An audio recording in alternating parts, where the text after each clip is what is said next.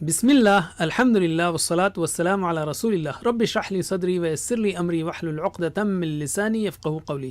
ناظرین السلام علیکم ورحمۃ اللہ وبرکاتہ۔ سیرت النبی صلی اللہ علیہ وسلم انگلیوں پر اہم واقعات کو یاد رکھیے آسان طریقے سے۔ سبق نمبر 2، سیرت کیوں اور کیسے۔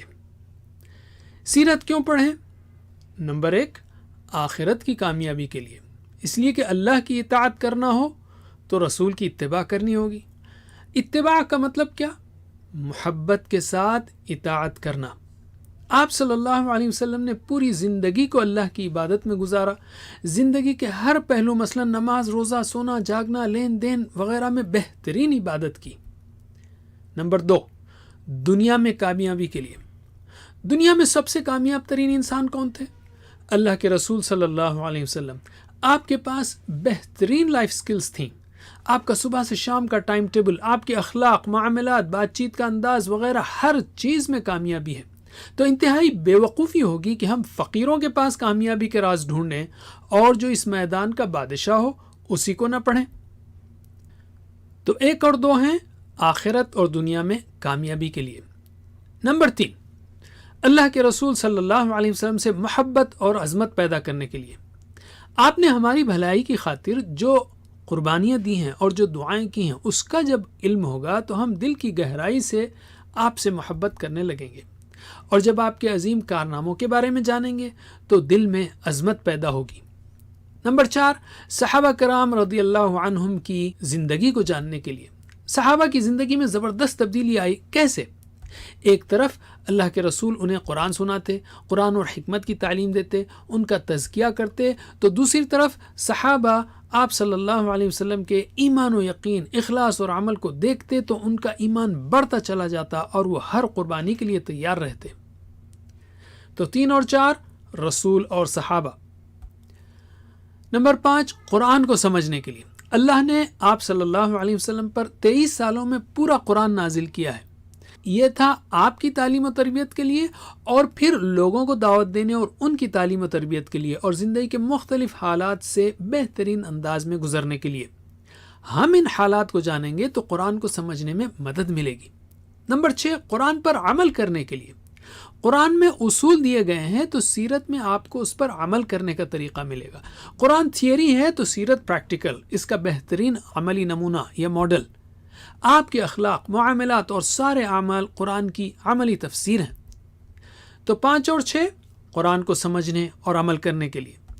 نمبر 7، اپنے ایمان کو اور اللہ کے ساتھ اچھی امیدوں کو بڑھانے کے لیے۔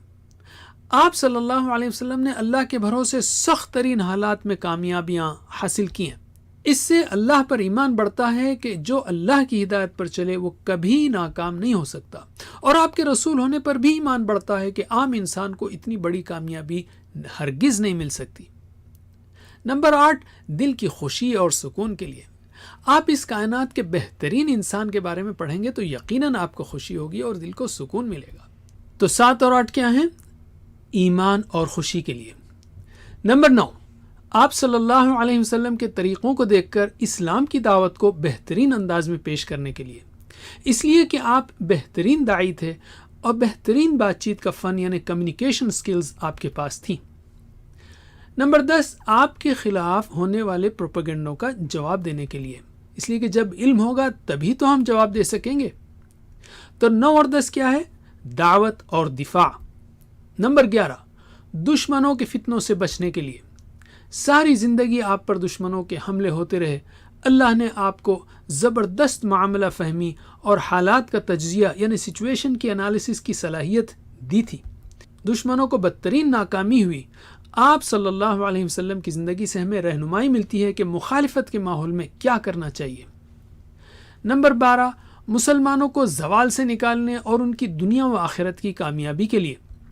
آپ صلی اللہ علیہ وسلم نے صرف 23 سال میں قرآن کو لے کر صحابہ کو ایسے تیار کیا کہ 50 سال کے اندر وہ سپر پاور بن گئے اور 1000 سال تک اخلاقی، روحانی، علمی، فکری، معاشی، فوجی، سیاسی میدان میں لیڈر بنے رہے۔ اگر رسول صلی اللہ علیہ وسلم سچے نہ ہوتے تو پھر آپ کو یہ زبردست کامیابیاں کیسے ملیں؟ اور یاد رکھیے مسلمان زوال میں اس وقت آئے جب وہ آپ کی اتباع میں کمزور پڑے۔ تو 11 اور 12 کیا ہے؟ فتنے اور زوال. تو یہ 12 اہم وجوہات ہیں سیرت کو پڑھنے کی. سیرت کیسے پڑھیں؟